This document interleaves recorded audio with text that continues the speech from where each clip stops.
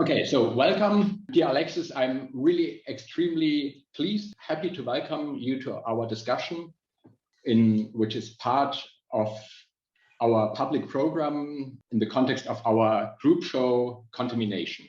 Well, the show itself is definitely not a treatise on contamination and neither on contamination nor on purity.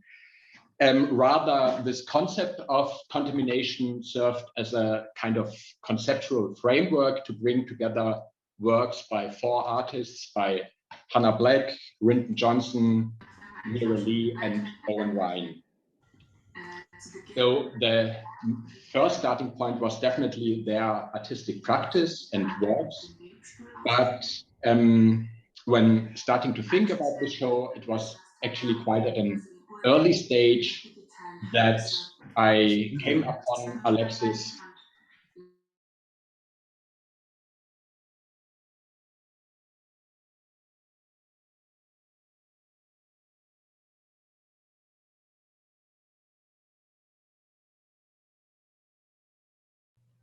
Henry, I think you've gotten muted again.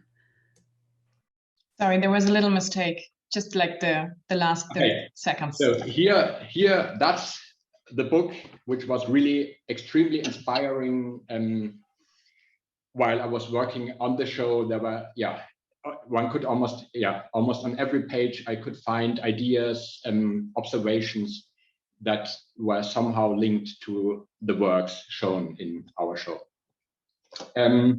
So I'm extremely pleased that finally we are able to discuss this book together, or not only this book, but just to meet Alexis for a discussion. And I would also say, I mean, there were many ideas in this book that were quite important or that one could easily link to our show, but I would also say maybe it was also the approach in this whole book, because it was not only an philosophical or analytical treatise, but it was more or essay, but it was, I would say, especially its commitment to depth and detail, or maybe even to a certain, even very precise messiness, was, I think, also maybe something that affiliated or to our show. So I'm therefore extremely glad that you are here, Alexis. And one more thing before I hand over to Theresa is just, I would like to welcome Theresa, because many of you haven't met her yet. She started to work at the Kunstverein in December, and I'm extremely glad. She immediately joined me in working, joined the curatorial process in working on the show.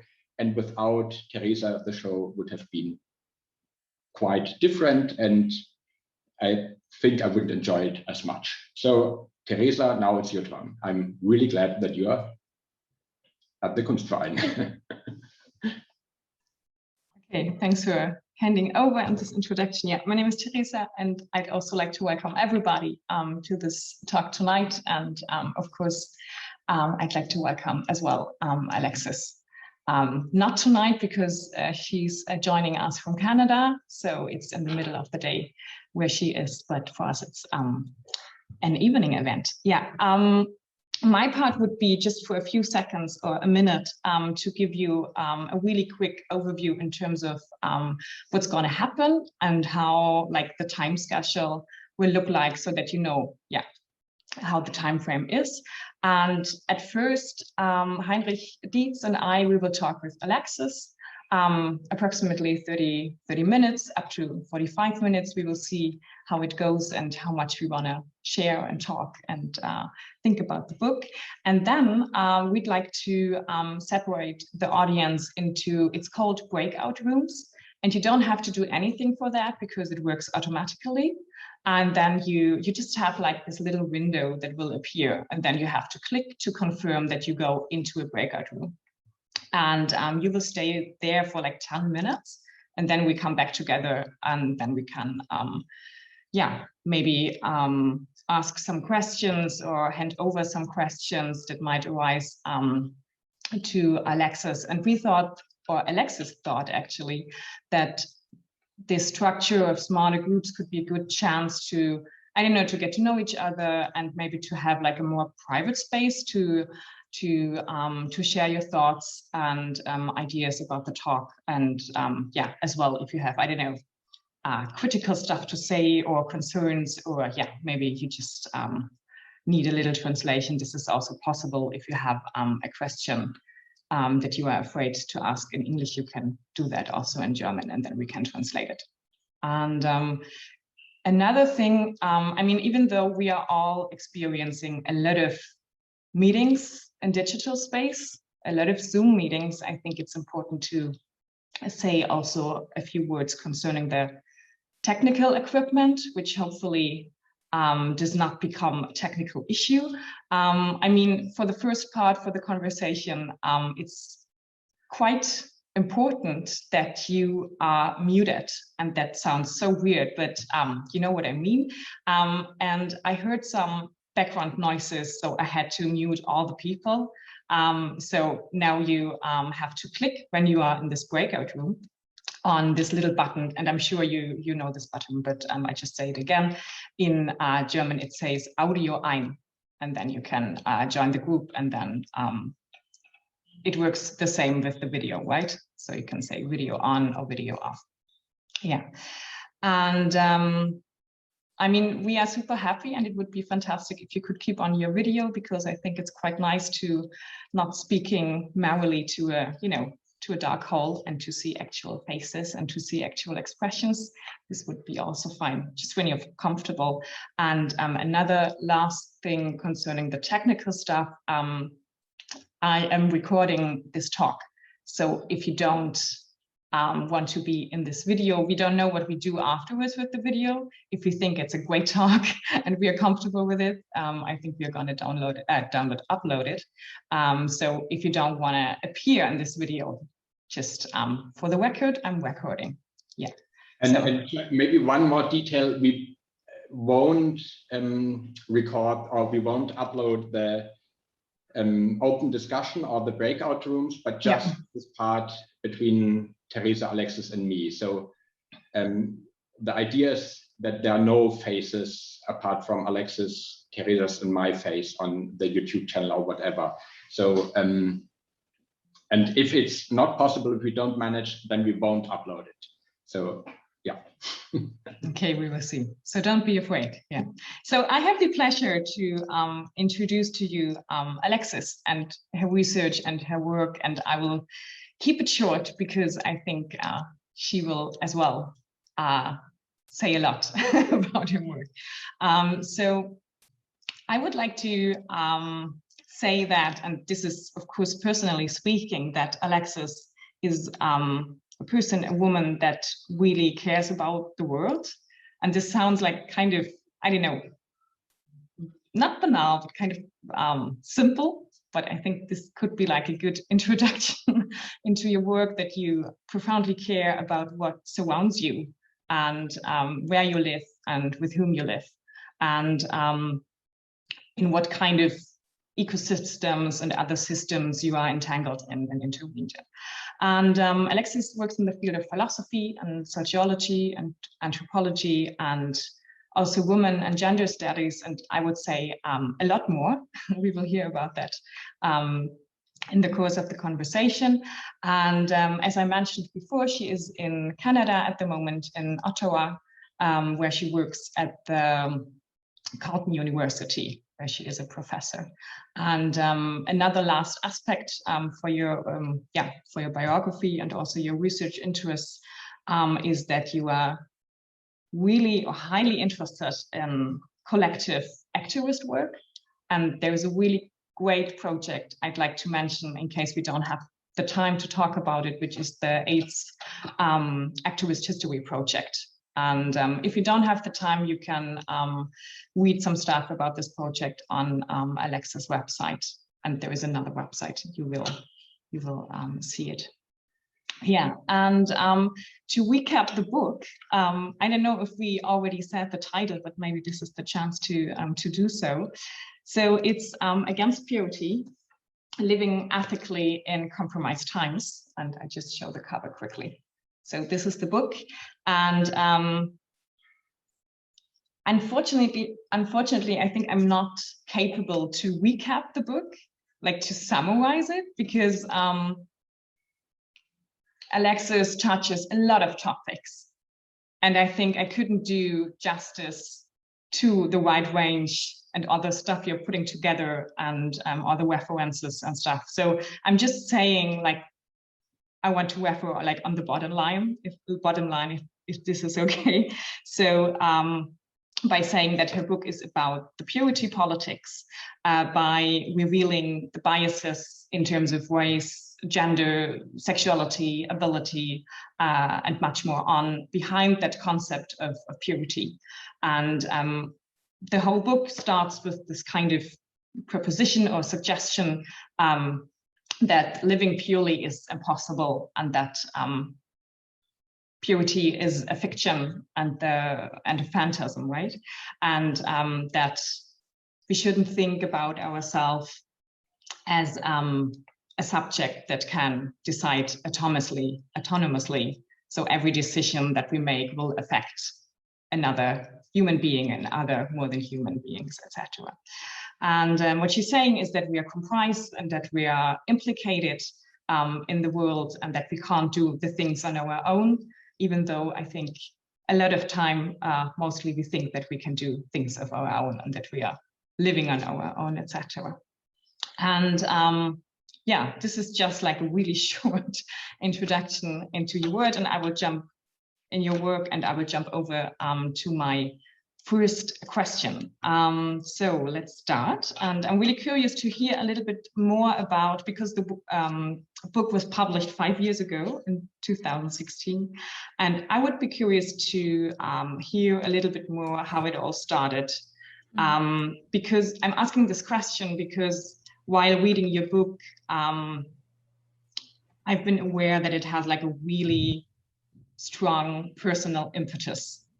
Because you're writing about like your personal experiences and also your own work, not only the theoretical work.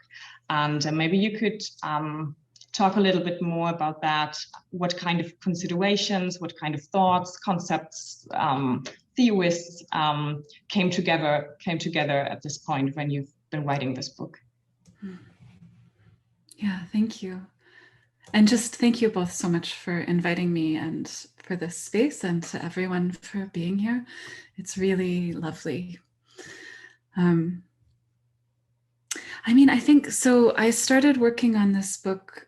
I had just moved from a small nickel mining city called Sudbury, which is the second largest nickel mine in the world, and which has been in operation for more than 100 years, which is very rare. Usually nickel mines and all mines with today's modern mining technology, you mine out pretty quickly.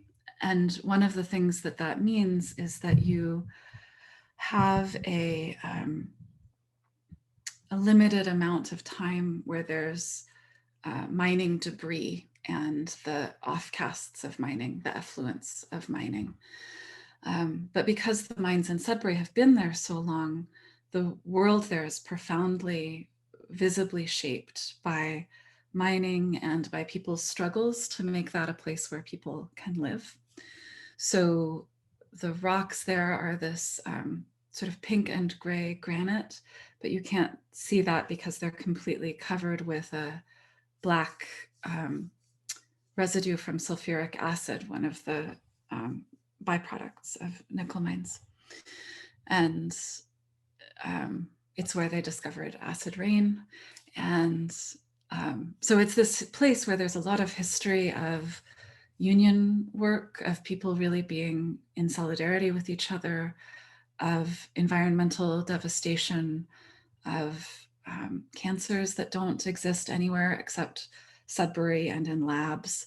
And so I'd been living there for 5 years and teaching in a philosophy department and learning about that place and that ecosystem. I should say in Canada, I'm originally from the US, I moved as a teenager to Nova Scotia on the East Coast. So Ontario is this province in the middle of the country, and it's distinguished only by thinking that it's the best and by everyone else hating it. So it's a place that I would never have thought I was going to move to, because it's just this kind of evil middle of Canada. But there I was. And I got very, very sick there. I have chemical sensitivities and I'm allergic to nickel. And it turns out that breathing a lot of nickel dust in the air from the mine, when you already have this body, I just was sick all the time. So I would get bronchitis every month. I had pneumonia every year. You know, the doctor would be like, oh, this time both your lungs are filling up. You know, there's this kind of, and so I got a different job and I moved to Ottawa, where I live, and I moved to a sociology department where people don't mind if you talk about politics. They don't make you justify that you care about the world in the way that you often do have to in philosophy departments. And all of a sudden I wasn't sick anymore. And the air here always smells good. I never look at the air report before deciding whether to go for a walk. So that visceral experience really made me think about the distribution of pain and death, and the way that now in my life, I have the illusion that I live far away from the effects of extraction. And I do, you know, I experience that, but it made it permanently impossible for me to think that I'm not connected to nickel. So I wrote this book, and I wrote it really fast, and it's, I wrote it and I am incapable of summarizing it. And sometimes I reread it and I don't remember putting all this stuff in it. You know, it's a super weird book. Yeah. But that's how it happened. Yeah, maybe to continue with what you said with the nickel and the whole area or region that is contaminated by this toxic chemical.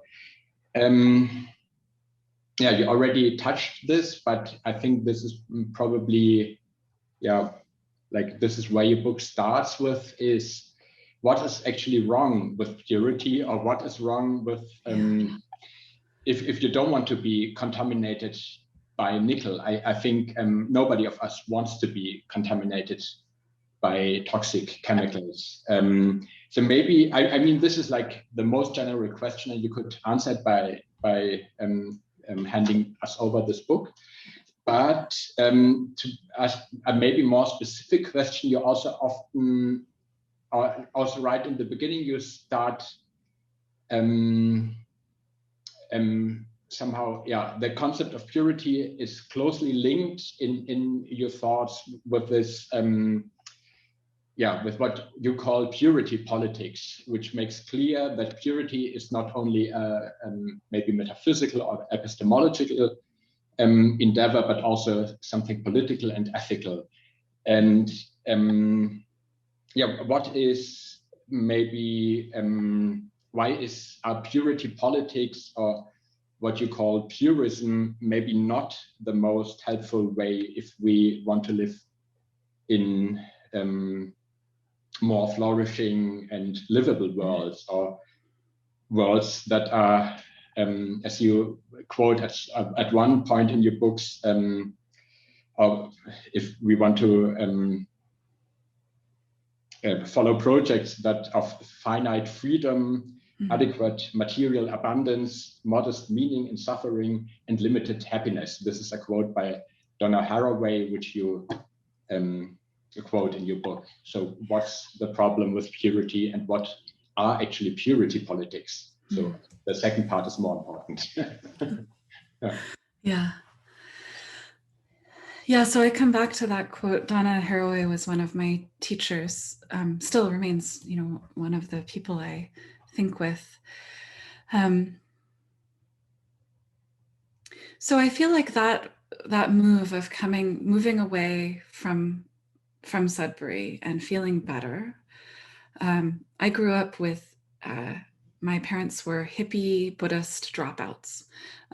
So I ate a lot of organic food growing up, and they sort of left in a certain way, the world. And so looking at the impulse, the response to saying, what's wrong with this world, right? And how is it going to harm us? The response of withdrawing or having better personal protection is a really common and legitimate, understandable, I have no scorn for it approach, right? So when we discover that, you know, certain pesticides harm our bodies and the workers who harvest those plants, one part of purity impulse that we have very naturally is to say, I'm going to eat organic. And we do this with any number of different things. And in fact, I think we're often made responsible or made to feel personally responsible to solve really huge, complicated problems with these personal decisions. So one problem with that, and a way that this is central to purity politics, so we call that individualism, and this idea that we personally can be free from implication in harm or any number of social systems, right? So that we personally could be not racist or not experience the bad effects of chemicals. Or the building block of all of those ideas is the idea that we have a fixed boundary and we can protect our borders. And as soon as you start looking at that idea of possessive individualism, the idea of borders, you see that it's nested within legacies of delimiting who is pure, who deserves to live, how the distribution of harm is going to be determined. So it turns out that appeals to purity happen in terms of making individuals too responsible for global warming, right? We say, oh, just you ride your bike instead of driving, or don't fly so much, or don't have a child, or these various things, you know, individuals are supposed to solve.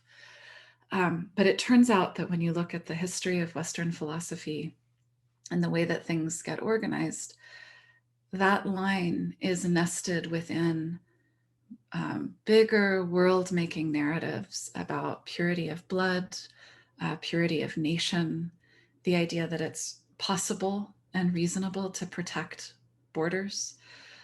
So it turns out that that impulse toward purity bundles with it a whole lot of other stuff that is impossible and evil. So that's one part. And the other part that really continues to matter a lot to me is that I talk about it as being politically demobilizing, purism. So it's impossible. We actually cannot be pure in the way that is imagined by these narratives. It doesn't exist. It's just not, it's not true. It's a lie. But because we want to be able to do something to help, that particular lie, as soon as we turn toward it, it's really obvious that it's impossible, right? I say in the book, I eat vegan, and that's a political religious approach for me, right? But I know as soon as I look, there is no such thing as eating vegan, you know?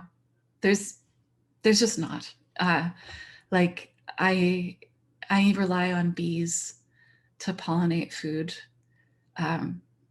Even in some world in which I was dissociated from an ecosystem where bugs die to harvest potatoes, it's not a world that I could live in or would want to live in. It's impossible. So instead, it's we're just all connected. And if I followed that thread and said, individual purity is impossible, therefore I'm going to give up, right? That's one thing that happens. So we need a different way. We need a different way to deal with it being impossible to be pure. Maybe this, nicely connects to my next question. You already touched on this, because reading the title of your big book, one could think, this is mainly against something. But also, it's already in the introduction that you mention, are you right that your book is a scream of no that opens the space for many yeses? So how can being against purity open the space?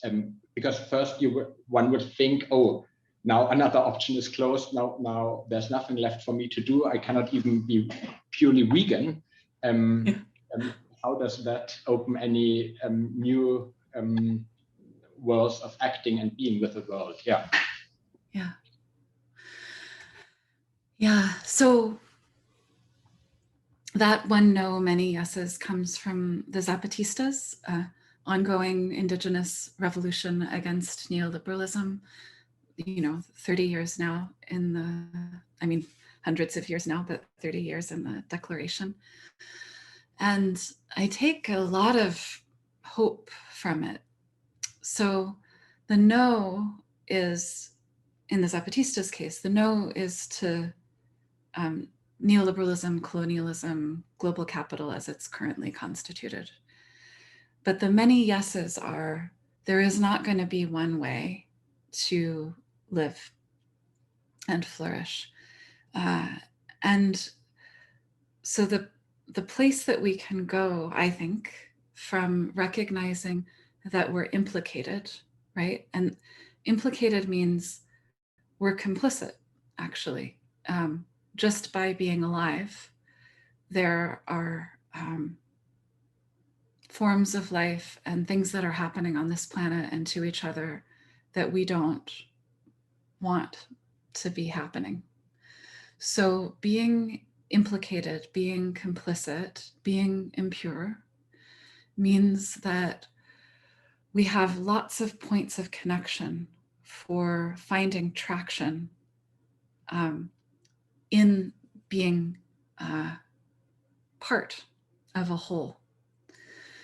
So that means we can say, look, there is a distribution that is political of harm and suffering.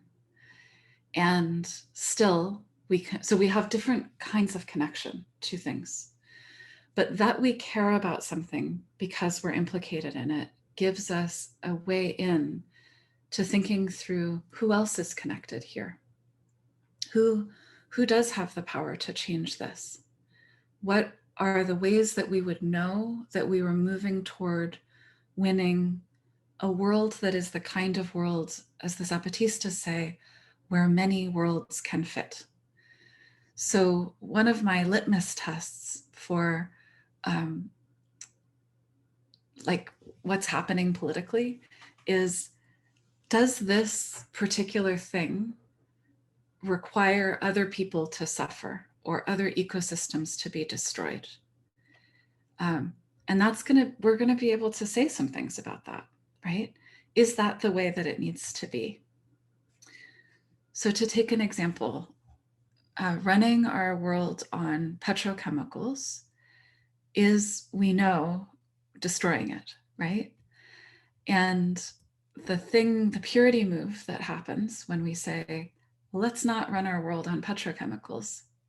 The purity move is correctly, it's accurate to say, well, look, Elon Musk is a terrible person, and these rare earth minerals that you need to make batteries that can store the energy that you could harvest from the sun or the wind or the, you know, waves, various things that are people work on. Harvesting these is itself environmentally devastating. You're no better than someone who's digging an oil well in Texas. So we can look at that and say, okay, is that how we have to make batteries, right? Is that our option? So batteries is not something I work on, right? I don't know enough about it, but I know a lot of really good people who their point of connection for thinking about how can we keep this good world going is batteries. They know a lot, and they're figuring out ways that we don't have to destroy the world in order to have energy, in order to keep things going.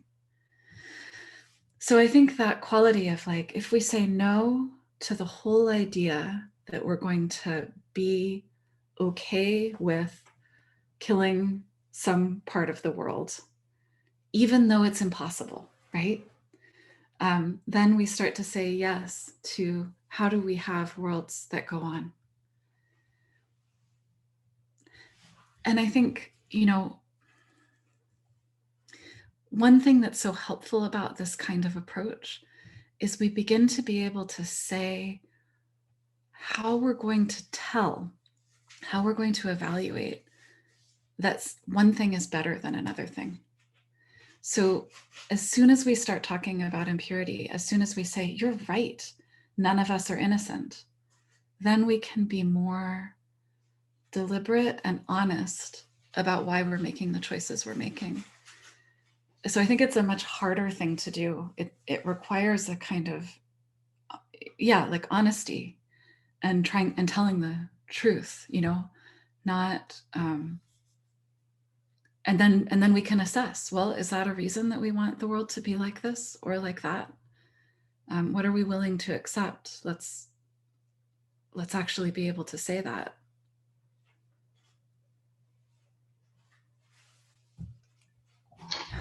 Yeah, and this is actually already, yeah, you again already answered my next question, which is also comes up in our current show, like when you think about this concept of contamination, which is just, yeah, kind of the opposite of purity. Or you also mentioned this before when we first met, that this is actually one of these, and that was extremely helpful for me, that this is one of these Western dualisms. So it's, I think, also to be aware, it's not only purity is bad, contamination is great, but maybe the whole thinking in these opposites, it's maybe is maybe the problem. But yeah, coming back to our show, I think one could easily think, okay, contamination, maybe we are always contaminated, implicated,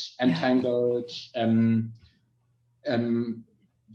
Yeah, maybe we are contaminated. Yeah, we are entangled in also toxic systems, in colonial systems, in racist systems, and we live in a white supremacist society. And if we are, like, if as a white person living in this society, if I'm anyway contaminated, so maybe that's okay. I don't need to do anything about it. So, I mean, you already mentioned that this is not definitely not what you mean, but don't you think that you somehow could there could be this tendency, or that you think, there is no pure way to solve climate change, so maybe I can, at least for this time, use my car, or maybe at least for this time I can continue to eat meat. Mm-hmm. Yeah, because there is no purity anyway. Yeah, I think that's a frequent response, right? Because there's no purity, therefore I should just do whatever. And And so instead, I think the way to think about this is, although there's no purity, I can still take responsibility for trying to make things better. So although there's no perfection, I can still make things better. And I can say what better means, you know? So that's going to mean, like, it's actually, I regard impurity now as the basis of ethics. Like, I think that compromise is actually the fundamental, because there is nothing obvious about what we should do, therefore we have ethics, therefore we have politics. If it was obvious, we wouldn't have to make decisions, and we wouldn't have to figure out reasons for why we're doing one thing and not another.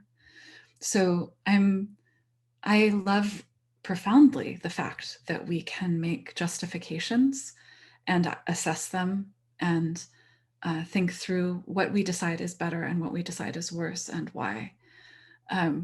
So, you know, for example, thinking about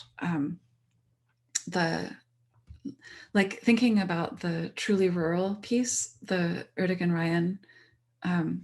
So this, which stitches together a conversation about carnival and sort of like popularism, fascism with mad cow disease. You know, that's asking a lot of questions about infection, about consumption, about what we take in, what we don't know we're taking in. It's totally coherent for us to say, we want a meat system that isn't feeding brains of cows to cows. And so someone else might say, well, we should just not eat cows, right?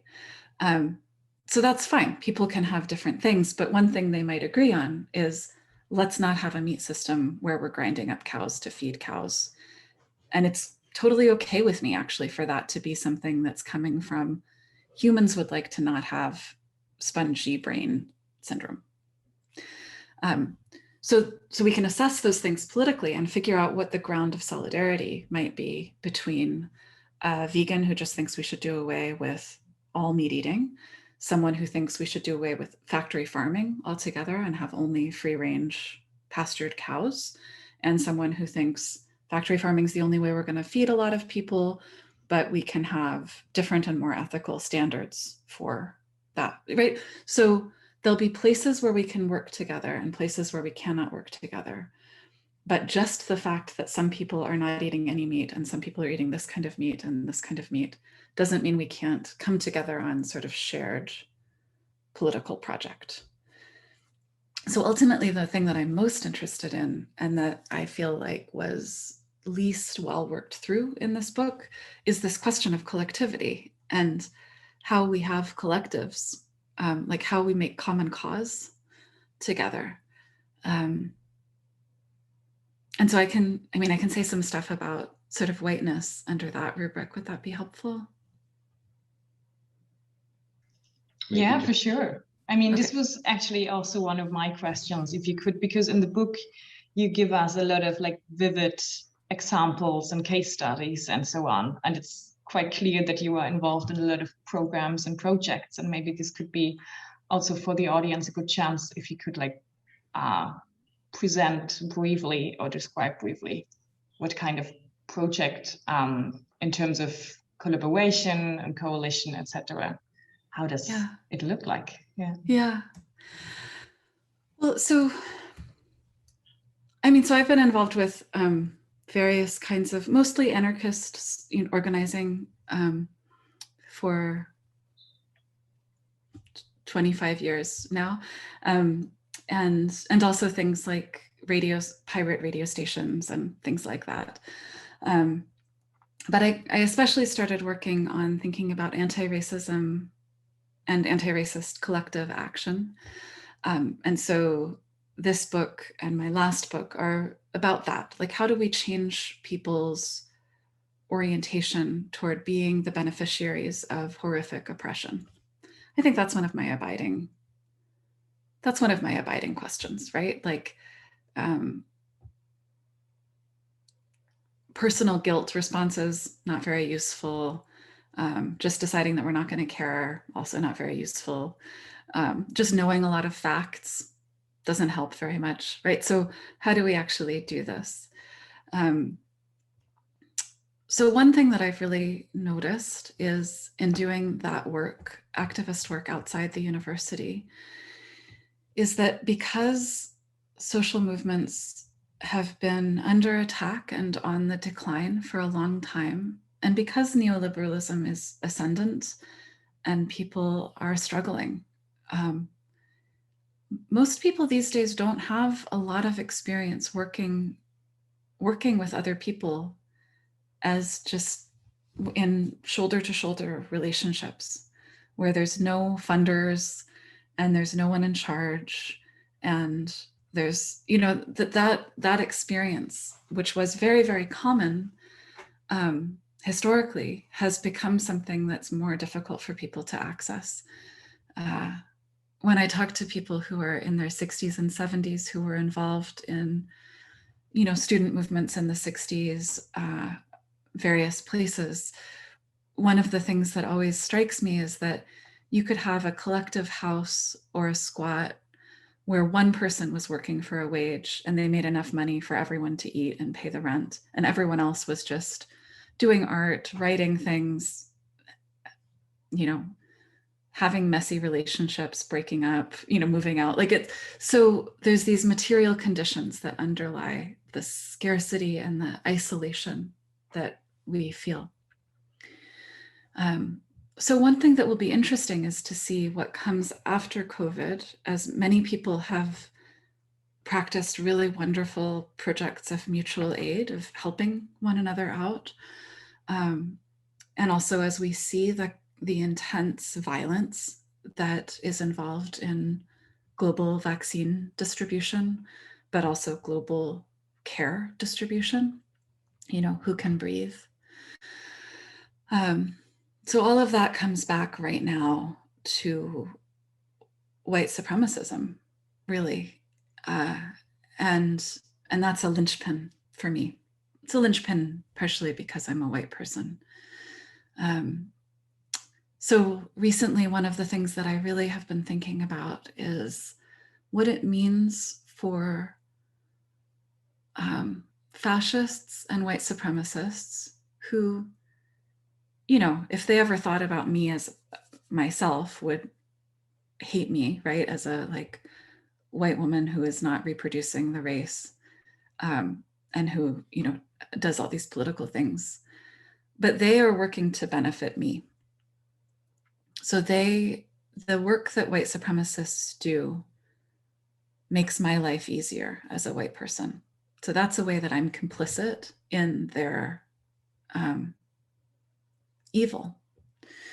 So I feel like one of the things that helps me in thinking about that's a relation of impurity that's based on purity politics. Like whiteness is about purity politics. So directly opposing white supremacists is the kind of relationship that I can have with them.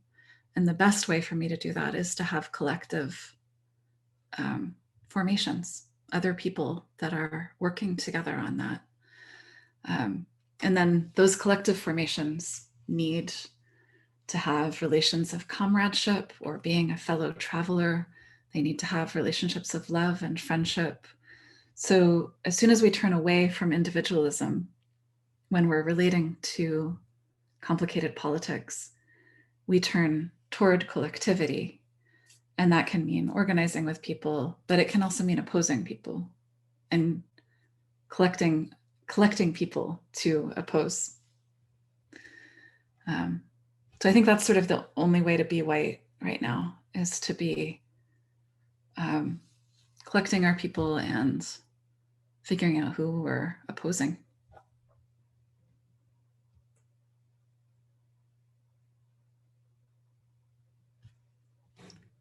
I mean, this could be an awesome start to jump into the breakout rooms and to be there and talking collectively and so on. But I don't know what you think, Henry.